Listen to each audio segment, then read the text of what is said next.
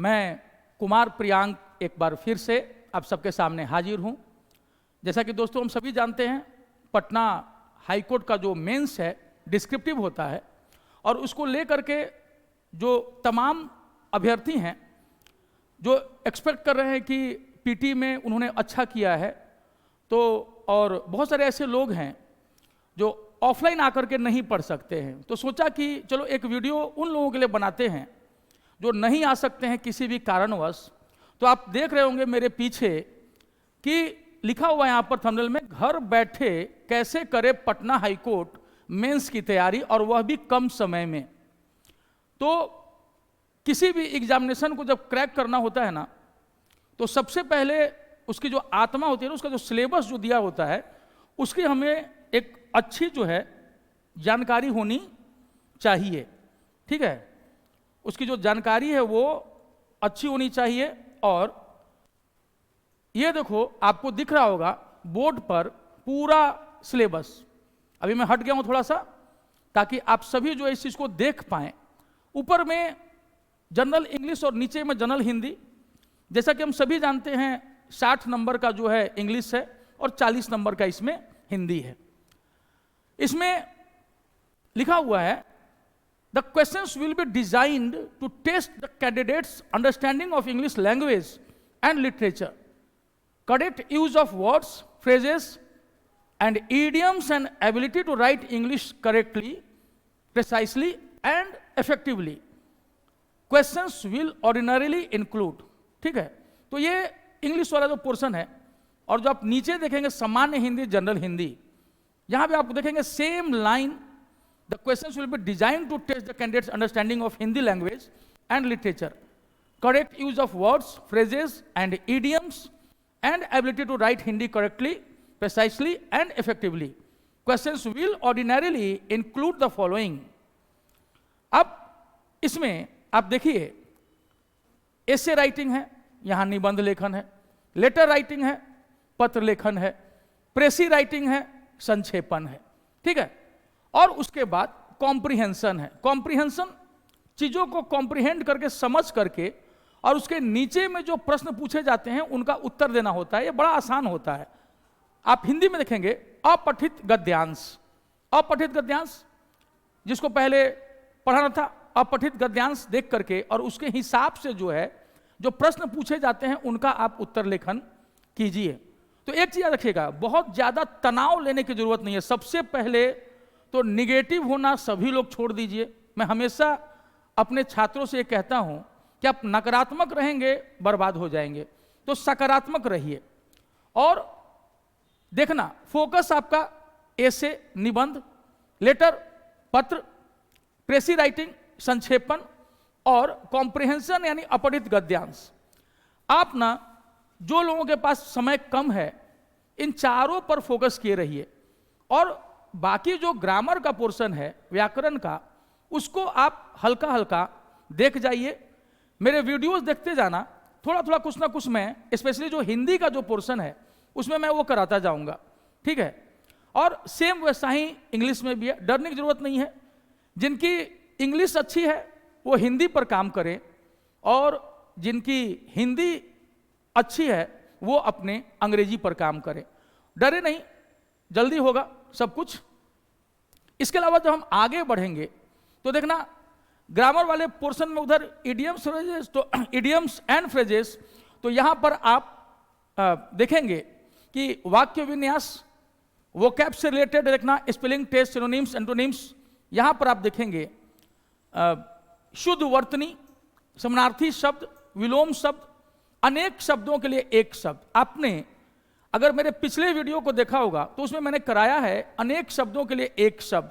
उसमें अभी और भी बहुत कुछ कराना है, तो वैसे वीडियोस को भी मैं लेकर के आऊंगा। तो इसका टेंशन आप छोड़ देना कि अनेक शब्दों के लिए एक शब्द। आप मेरे वीडियोस को देख लेना, आपका नहीं छूटेगा और सब सही जाएगा।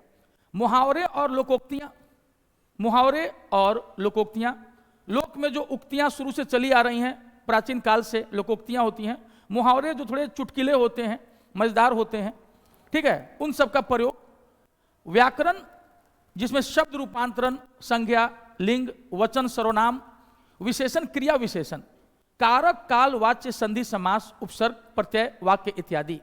ठीक है, ऊपर का तो जो इंग्लिश वाले आपके सर हैं वो देखते ही हैं, और नीचे हम लोग देखेंगे तो देखना फोकस पे रखना संधि, समास, उपसर्ग और प्रत्यय। तो मेरी कोशिश रहेगी कि संधि, समास और जो उपसर्ग और प्रत्यय है उस पर कुछ काम करा दूं। ठीक है, कुछ इंपॉर्टेंट चीजों को मैं चिन्हित करा दूंगा, तो आप बने रहेंगे उसमें आगे के वीडियोज में, तो वो काम हो जाएगा आपका।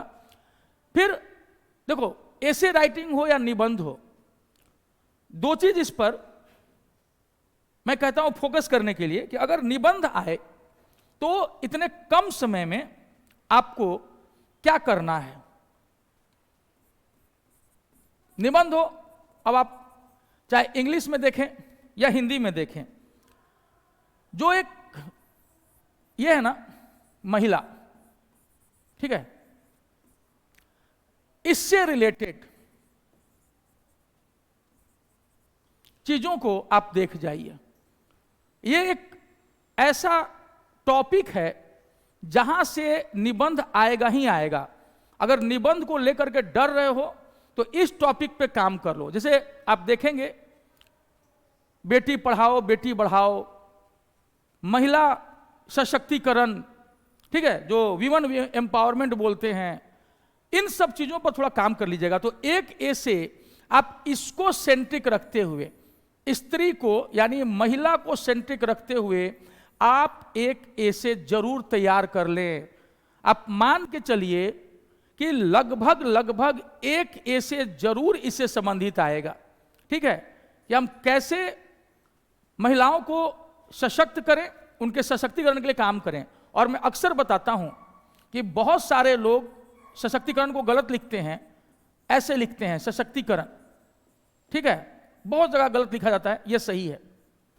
इसके बाद जो एक और क्षेत्र आप चुन सकते हैं निबंध के लिए, ऐसे के लिए, वो हमारे लोकतंत्र, संविधान यानी कि जो भारतीय राजनीतिक व्यवस्था है, वहां से एक निबंध जरूर मिलता है देखने को। ठीक है, दूसरा पोर्शन जो हमारा होता है वो होता है भारतीय राजनीतिक व्यवस्था, that means Indian political system. Indian political system, भारतीय राजनीतिक व्यवस्था। तो भारतीय राजनीतिक व्यवस्था में क्या क्या, कैसे क्या देखेंगे, जैसे कि प्रजातंत्र या लोकतंत्र। ठीक है, एक लोकतंत्र की जो खूबसूरती है उस पर काम कर लीजिए। ठीक है, लोकतंत्र को सेंट्रिक करते हुए, केंद्रित करते हुए एक निबंध आप लोकतंत्र पर तैयार कीजिए कि कैसे चीजें जो हैं वो हमारे लोकतंत्र के हिसाब से, हमारे गणतंत्र के हिसाब से काम करती हैं। और हम सबने पढ़ा होगा भारतीय संविधान को, या कम से कम जाना तो होगा ही उसके बारे में। तो भारतीय संवैधानिक व्यवस्था के अंतर्गत जो लोकतंत्र की खुशबू है उसको कैसे बढ़ाएं, आप इस पर काम कर लेना। इन दोनों पर जरूर अपना एक ये रखना। ठीक है, तो आप देखेंगे कि महिला सेंट्रिक एक ऐसे आता है लड़कियों से रिलेटेड, और दूसरा भारतीय राजनीतिक व्यवस्था में लोकतांत्रिक पहलुओं को लेकर के जो है, जो निबंध है वो आता है। तो इन दोनों पर आप काम करना। इसके बाद अगर आपको लगे कि क्या किसी और टॉपिक पर भी काम किया जा सकता है इन सब के अलावा, तो आप महिला और भारतीय राजनीतिक व्यवस्था के अलावा जो है कि हम वो कौन से मुद्दे हैं जिनको हम छू सकते हैं, स्त्री सशक्तिकरण और जो लोकतांत्रिक पहलू हैं उनके अलावा हम कहां कहां जा सकते हैं। तो आजकल आप चाहें तो जैसे हमने कहा है कि एक कोरोना के कारण जो है ना, कोरोना का जो प्रभाव है वो बड़ा पेचीदा रहा इधर। ठीक है, कोरोना का प्रभाव आप इसको लेकर के थोड़ा सा काम कर सकते हैं। इसका प्रभाव वर्तमान में मानव समाज के प्रत्येक क्षेत्र पर पड़ा है, तो थोड़ा इस पर काम कर लीजिएगा। कोरोना का प्रभाव ये थोड़ा सा हो जाए, इसके बाद थोड़ा पर्यावरणीय मुद्दों पर देख लीजिएगा, थोड़ा पर्यावरण पर यानी कि एनवायरनमेंट पे काम कर लीजिएगा। पर्यावरण में जो सतत विकास की अवधारणा है, थोड़ा इस पर से जाना, टिकाऊ विकास पर, ठीक है।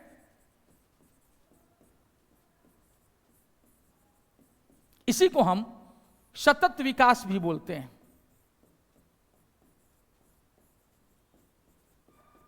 सस्टेनेबल डेवलपमेंट, ठीक है।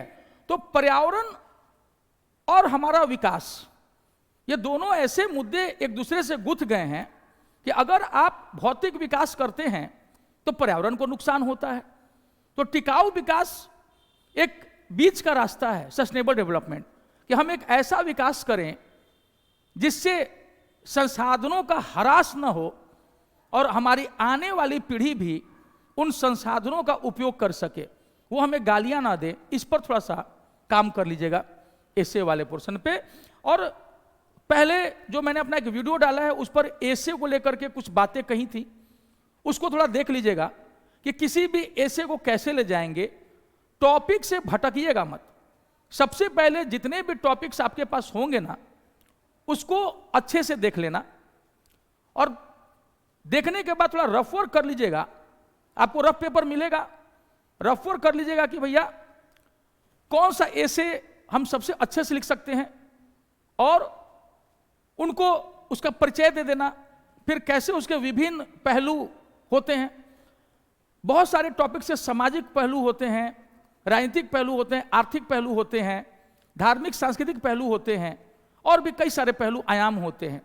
आप उनको प्लस माइनस में करके दिखाते जाना, पॉजिटिव नेगेटिव, प्रत्येक चरण का अपना जो नेगेटिव पॉइंट्स आप दिखाना, उनका एक समाधान जरूर प्रस्तुत करना अच्छा सा। ऐसे राइटिंग में अपना पूर्वाग्रह कभी मत दिखाइएगा, हमेशा अनबायस्ड रहिएगा, ठीक है। लगे कि हाँ एक ऐसा व्यक्ति अधिकारी बनने जा रहा है जो न्याय करेगा, जो एकदम कोई गलत काम नहीं करेगा, और उसके बाद आपका जो कंक्लूजन रहेगा वो आशावादी रहे, ऐसे हो जाएगा। बहुत परेशान मत होइएगा। थोड़ा सा 3-4 टॉपिक्स जो मैंने अभी बताए हैं आपको ना, इन सब पर काम कर लेना, चाहे वो इंग्लिश हो या हिंदी हो, इन पर काम कर लीजिएगा। आप देखिएगा निसंदेह जो है आपको अच्छे मार्क्स आएंगे। ऐसे पे सबसे ज्यादा काम करने की जरूरत है। पत्र लेखन आता है, उसके बाद पत्र लेखन, ठीक है, लेटर राइटिंग।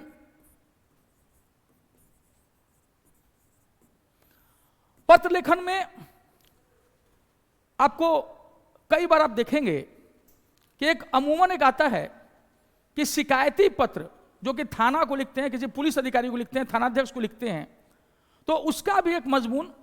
और ये भी जान लीजिए कि पत्र लेखन का कोई एक तरीका नहीं, कई तरीके होते हैं, ठीक है। बस आपकी बात जो है वो क्लियर हो जानी चाहिए और इसको लेकर के बहुत परेशान होने की जरूरत नहीं है कि हम पत्र लेखन को कैसे ये करें, दिनांक को कहाँ पर रखे, डेट को, ठीक है, ऊपर रखे या फिर नीचे रखे, ये कोई ना बहुत बड़ा इशू नहीं होता है, ठीक। जो फॉर्मेट होता है कई प्रकार का होता है। बस पत्र लेखन के माध्यम से आपकी बात जो है वो संबंधित प्राधिकारी तक पहुंच जानी चाहिए। और याद रखिएगा कि जो पत्र लेखन हो उसमें आप विनम्र बने रहें, अपनी शिष्टता दिखाएं, शिष्ट बने रहें। याद रखिएगा, विनम्र रहना और शिष्ट। कभी भी उसमें ऐसे मत लिखिएगा जैसे कि आप किसी को आदेश दे रहे हो। इसमें विनम्रता झलकनी चाहिए, शिष्टता झलकनी चाहिए। चाहे आप किसी को भी पत्र लिख रहे हैं, पत्र की भाषा ऐसी हो जिसे लगे कि हाँ लिखने वाला या लिखने वाली जो है वो काफी सभ्य है, सौम्य है। जैसे थानाध्यक्ष को पत्र लिखना है तो बहुत सारी चीजें होती हैं। हम कई बार इंग्लिश वाले में कई लोग देखना टू का यूज करते हैं, कई लोग टू का यूज नहीं करते हैं। जो मॉडर्न इंग्लिश है उसमें आधुनिक अंग्रेजी वाले लेटर में जो है टू को हटा दिया गया है। उसके बावजूद कई बार लोग टू का प्रयोग कर देते हैं। हिंदी में उसकी जगह पर सेवा में,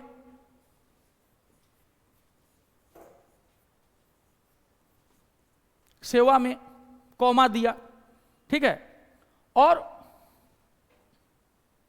श्रीमान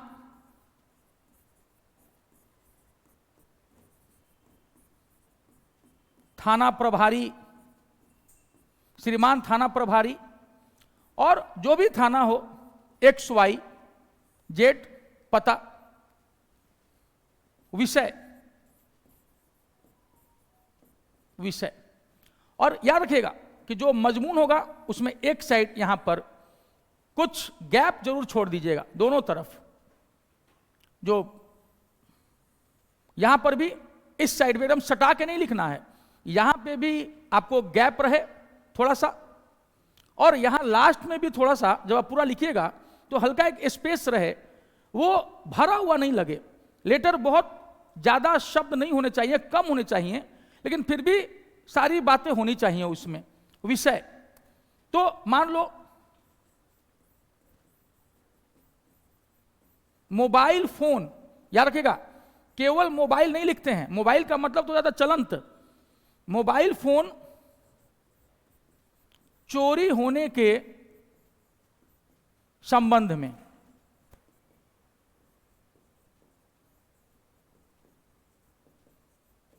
मोबाइल फोन चोरी होने के, डाल दिया इन्वर्टेड कॉमा में, कोई दिक्कत नहीं है। विषय, ठीक है, कर दिया अंडरलाइन, कोई दिक्कत नहीं है, सब चलेगा। विषय मोबाइल फोन चोरी होने के संबंध में सेवा में श्रीमान थाना प्रभारी। और यहां पर अगर पत्र में अगर लेटर दिया, सॉरी पता दिया हुआ, एड्रेस दिया हुआ है आपके क्वेश्चन पेपर में, तो फिर वही एड्रेस डालिएगा, कुछ और मत डालिएगा, ठीक है। नहीं तो ऐसे सेवा में श्रीमान थाना प्रभारी और या फिर श्रीमान पुलिस अधीक्षक, आपको जो जिसको संबोधित करना हो वैसे लिख सकते हैं। और इसके बाद इसी लाइन में आप लिखेंगे महाशय, ठीक है, महोदय। या अगर आपको पता हो कि थाना प्रभारी जो है वो स्त्री हैं, तो आप वहां पर महोदया, ठीक है, महोदया, ठीक। यहां श्रीमान थाना प्रभारी, स्त्री हो तो वैसे श्रीमती नहीं, ठीक है। और ये पद के लिए यूज होता है, श्रीमान थाना प्रभारी ये पद के लिए जाता है। जैसे हम लोग कैसे होता है कि प्रेसिडेंट होते हैं तो उनको राष्ट्रपति ही बोलते हैं, द्रौपदी मुर्मू जी राष्ट्रपति हैं तो उनके लिए कोई और शब्द नहीं यूज होता, वो राष्ट्रपति सबके लिए। तो इसी तरह यहां पर ये श्रीमान थाना प्रभारी जाएगा, कोई दिक्कत नहीं है। यहां पर आप देखेंगे कि जब आप फिल्मों में देखते होंगे तो अक्सर आप देखते होंगे कि पुलिस वाले अपने लेडी जो सीनियर अधिकारी होती है उनको भी वो सर कह के ही यूज करते हैं। तो याद रखना कि यहां पर आपको ना श्रीमती थाना प्रभारी मत डाल दीजिएगा। याद रखिएगा कि मान लो कि सपोज कोई महिला थाना प्रभारी हो तो क्या आप श्रीमती? नहीं, बिल्कुल नहीं, आप अपना वही लिखिएगा, श्रीमान थाना प्रभारी, हलन डाल दीजिएगा, महाशय, महोदय। हाँ, यहां पर महोदया कॉमा, महोदया। अब ये मजमून हो गया आपका मोबाइल फोन चोरी होने के संबंध में। हालांकि थाना में लिखवाएंगे कि नहीं भैया चोरी मत लिखो, गुमशुदा लिख दो, ठीक है, लेकिन चूंकि अब लेटर लिखना है, एग्जामिनेशन हॉल में कौन आपको रोकने जा रहा है, ठीक। और मोबाइल फोन चोरी होने के संबंध में महोदय या महोदया। और जहां से, जैसे मैंने कहा कि ये एक गैप हमेशा छोड़ दीजिएगा इस लाइन को,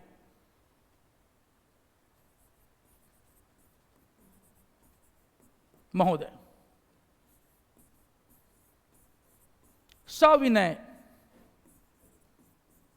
निवेदन है कि, और यहां पर एक गैप फिर छोड़ दिया, सविनय निवेदन है कि मैं, छोटा सा आप अपना एक पता जरूर दीजिए।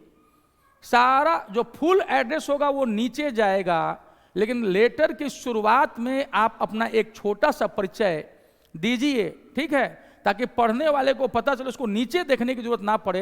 ये थोड़ा ज़्यादा सही लगता है मेरी निगाह में। बहुत सारे लोग जो हैं, चूंकि नीचे में एड्रेस होता है तो उस फॉर्मेट में होता है कि भैया सीधे ऊपर में बात लिखो, थाना प्रभारी खुद ही देख लेंगे नीचे में कि कौन है क्या है, ठीक है। लेकिन सविनय निवेदन है कि मैं XYZ निवासी, ठीक है, हूं, ठीक है, XYZ का निवासी हूं या निवासी हूं, ठीक है। आप यहां पर सविनय निवेदन है कि मैं XYZ फलनवा का निवासी हूं या निवासी यहां हूं। जैसे आपको सही लगे, दुरुस्त लगे, आप लिख सकते हैं। इसको लेके कोई बहुत हार्ड जो है रूल नहीं होता है, सिंपल कि मैं XYZ यहां का निवासी हूं, ठीक है। यानी आप इसको दूसरे फॉर्मेट में ऐसे भी लिख सकते हैं, मैं XYZ का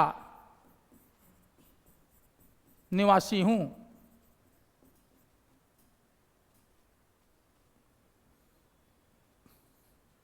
ठीक है। यहां पर जो भी मतलब अगर उसने कुछ नाम दे रखा हो आपको तो नाम डाल दीजिएगा, नहीं दे रखा हो तो बिल्कुल नहीं। जो नाम है अपना कोई भी नाम या कोई भी पहचान आपको ऐसा नहीं देना है जिससे कि परीक्षक को यह शक हो कि आप जो है किसी को इशारा कर रहे हैं अपने पेपर के बारे में कि हाँ मैं ही हूं। आप ऐसा नहीं कीजिएगा, ठीक है, आप न्यूट्रल रहिएगा। तो सविनय निवेदन है कि मैं XYZ का निवासी हूं, ठीक है। इसके बाद श्रीमान,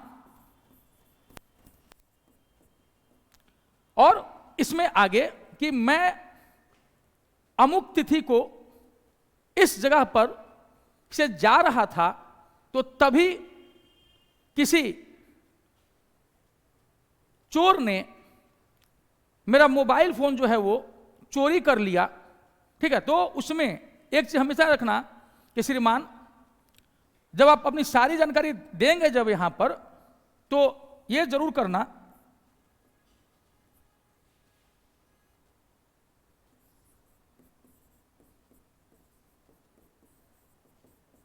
मेरा मोबाइल फोन,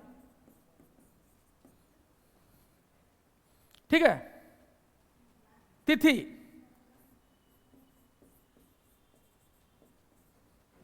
को, समय, ठीक है, मेरा मोबाइल फोन दिनांक तिथि को इतने बजे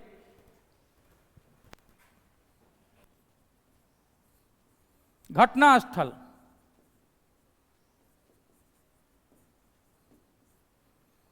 से किसी अज्ञात, ठीक, मैं XYZ यहां का निवासी हूं, छोटा सा परिचय दे दिया।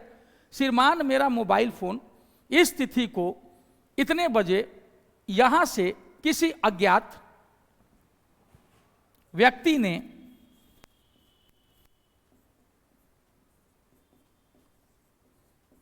चुरा लिया, ठीक है, चुरा लिया।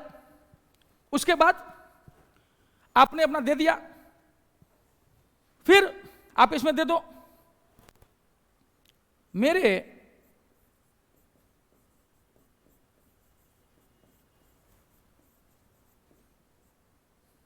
सॉरी यहां पर मेरा अपने मोबाइल फोन की जानकारी दीजिए। आप चाहें तो उसको अलग से भी नीचे लेकिन लिख सकते हैं मेरा मोबाइल फोन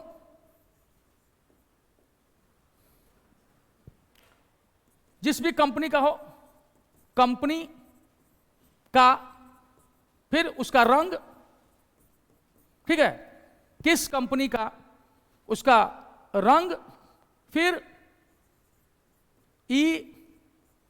जो EMEI नंबर, यहां पर स्पेस रहेगा, ठीक है, EMEI नंबर XYZ जो भी कंपनी का रंग, ये EMI नंबर इतना है, ठीक है, इतना है।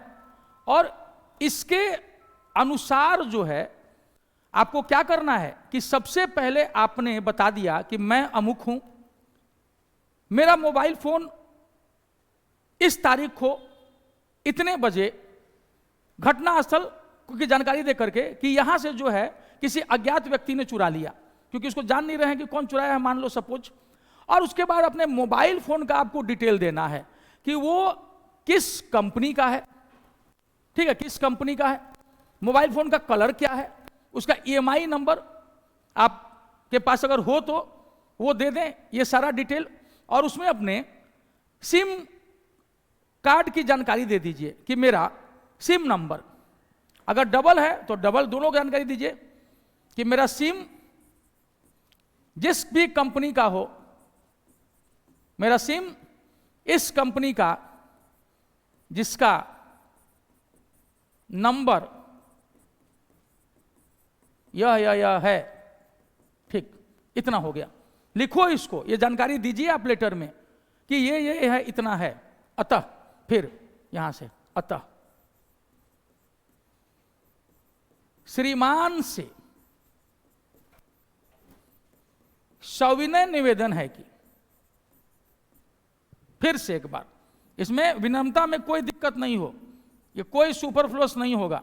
अतः श्रीमान से सविनय निवेदन है कि इस संबंध में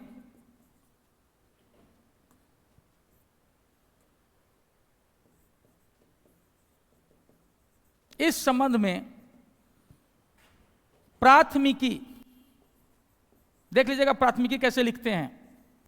प्राथमिकी मी में छोटी मात्रा और की में बड़ी मात्रा, एफआईआर को।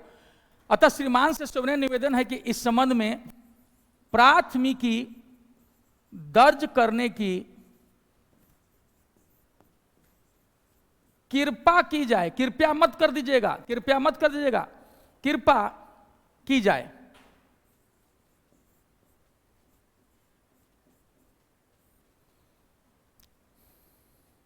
की जाए। अतः श्रीमान से सविनय निवेदन है कि इस संबंध में प्राथमिकी दर्ज करने की कृपा की जाए, या अतः श्रीमान से प्रार्थना है, आप ये भी लिख सकते हैं सविनय निवेदन के बजाय कि अतः श्रीमान से प्रार्थना है कि इस संबंध में प्राथमिकी दर्ज की जाए और मेरे चोरी गई मोबाइल को यथासंभव जो है खोजने की, बरामद करने की कोशिश की जाए। ठीक है, दर्ज करने की कृपा की जाए। ठीक, श्रीमान से प्रार्थना है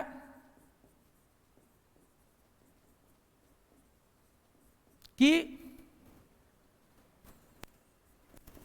मेरे मोबाइल फोन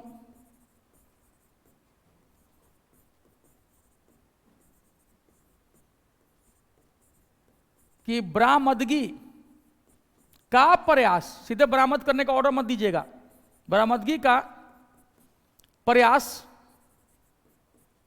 यथाशीघ्र या यथासंभव किया जाए।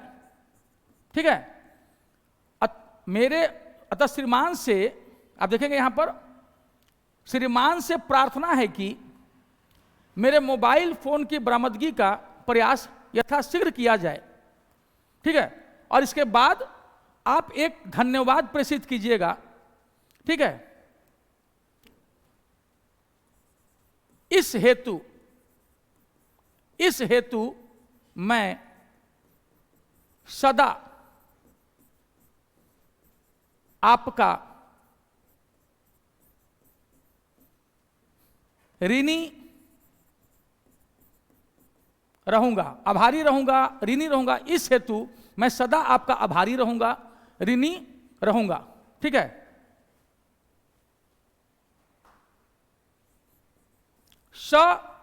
धन्यवाद,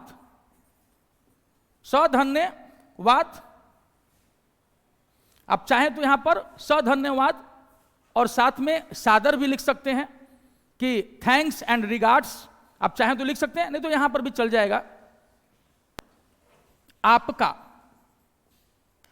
विश्वासी, यानी कि लगे कि भैया हम झूठ नहीं बोल रहे हैं, आपके विश्वासी हैं, आपका विश्वासी XYZ, और तमाम अपना जो पता है, आप चाहें तो आधार नंबर,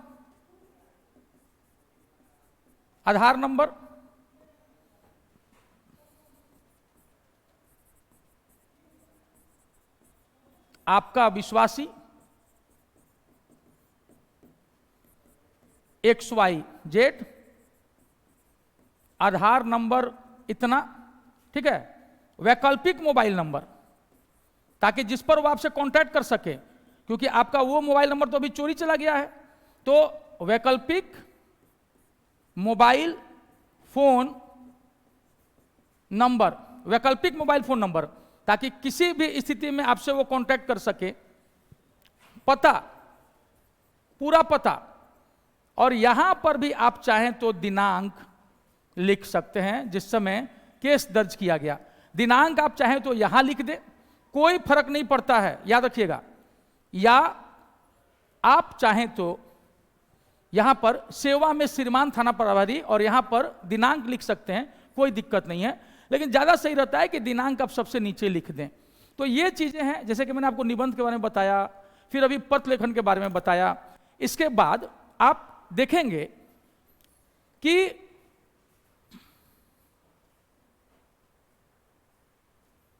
वापस हम आ जाते हैं तो देखना संक्षेपण। संक्षेपण जो होता है वो संक्षेपण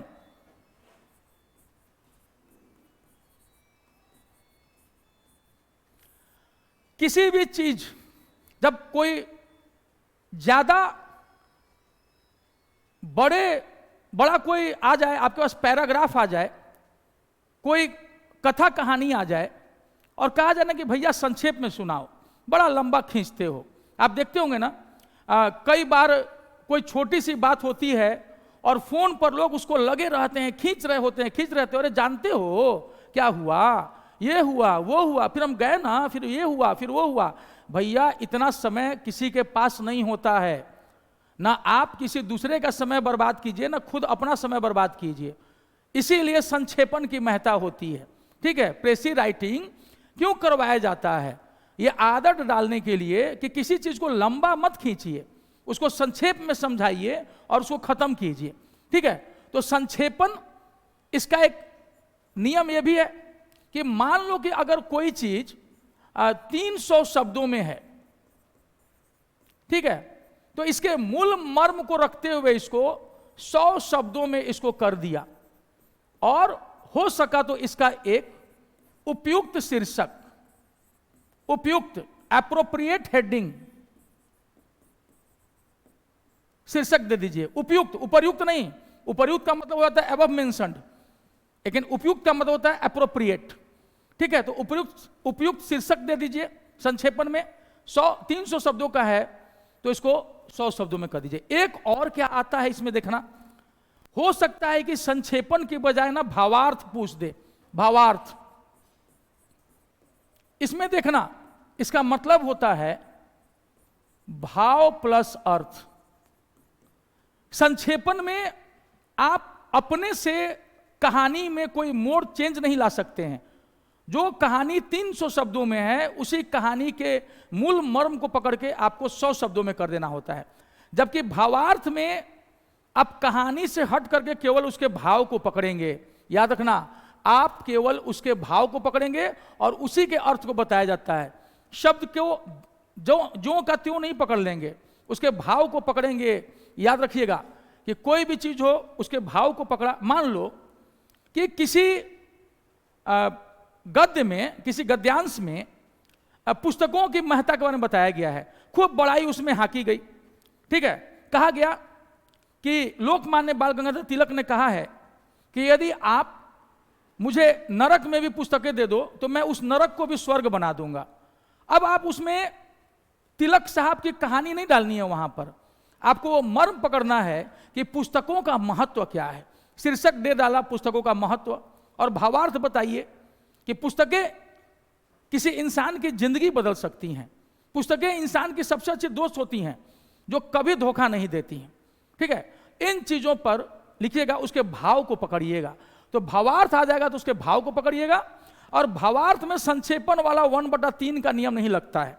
दूसरा, कई स्टूडेंट परेशान रहते हैं कि सर क्या एक एक शब्द को पकड़ते हैं? नहीं, वैसा नहीं करते हैं। वो ऊपर के शब्द को देख लेते हैं, पहली 2-3 लाइन देख लेते हैं। पहले 2-3 लाइन में देख लेते हैं कि आपने कितने शब्दों का प्रयोग किया है। देख लिया कि अमूमन ये हर लाइन में 10-11 शब्द लिख रहा है, तो मान लो देखा कि ओवरऑल नीचे 15 जो है पंक्तियां हैं, तो 15 × 10 करके वो 150 शब्द निकाल लेंगे कि इन्होंने 150 शब्द लिखा है।